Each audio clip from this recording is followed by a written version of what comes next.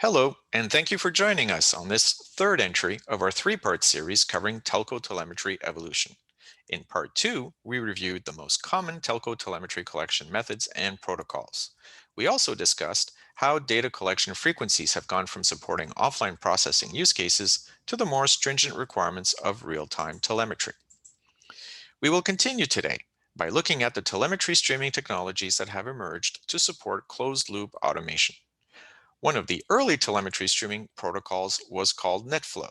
This is a Cisco protocol created to capture IP flow metrics for specific network interfaces. NetFlow is a refinement of packet-based capture tap and span ports, where a form of aggregation is used to summarize the bandwidth usage of specific traffic types at a given point in time. The quantity and variability of the data produced by NetFlow makes transmission batching impractical, and for that reason, the telemetry was streamed to a collector as it was produced. NetFlow has since evolved to a standard called IPFix that introduced flexible modeling and the inclusion of new data types. Some network element vendors use IPFix to stream latency and loss metrics. Ocular IP supports this protocol for some of its technology integrations. Model-driven telemetry was introduced by Cisco in the 2017 timeframe.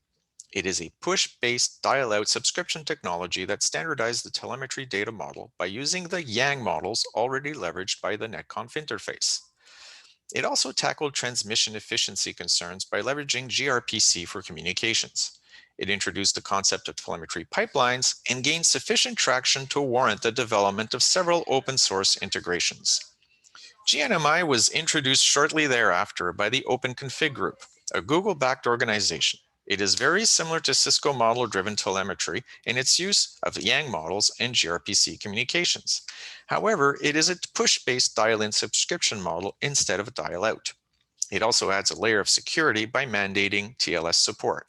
Local Backhaul is currently trialing several vendor GNMI implementations for future integration into Ocular IP. We also need to mention NetConf telemetry. NetConf has been around for quite some time and has been used for network element configuration operations. Telemetry streaming was recently added to the standard. However, it appears to have been added too late, such that the market window has been missed. We have not seen many implementations of NetConf telemetry streams at this time. The market outlook for telemetry streaming is quite healthy. The new use cases around closed-loop automation are driving for real-time data at always finer granularities. This is pushing SNMP to the side as polling technologies in general cannot handle these types of volumes. Cisco MDT got the ball rolling and brought real-time telemetry to the mainstream. It did so by keeping things simple and reusing existing Yang models and the newer gRPC transport to deliver a well-structured and lightweight telemetry interface. GNMI picked up on this momentum and built on top of Cisco MDT. It offers the neutrality of a standards body, added security, and simpler configuration. Several vendors have jumped on board and are rolling out implementations into their products: Cisco, Ciena, Nokia, and Juniper, to name a few. But is GNMI ready? Before we answer that, let's quickly review the needs of a telemetry collector. It needs to be able to collect completed intervals, it needs to be able to sample non-interval based data, and it needs a means to collect historical data on reconnection to a device. With this in mind, is GNMI ready? The answer is, it depends. The vendor focus thus far has been on real-time use cases, such as an SDN controller, and making data available in sub-minute frequencies. This enables some real-time use cases to be addressed, but anything that relies on being able to retrieve historical data will face challenges. That is understandable, as historical data has very little value in real time and to some extent near real-time use cases. But for use cases that require complete data continuity, such as SLA reports, GNMI implementations to date don't quite measure up. That being said, vendors are rapidly improving their implementations. We are seeing a rapid evolution and improvements in every dot release. We will continue to monitor the evolution of these interfaces for the best possible fit into Ocular IP.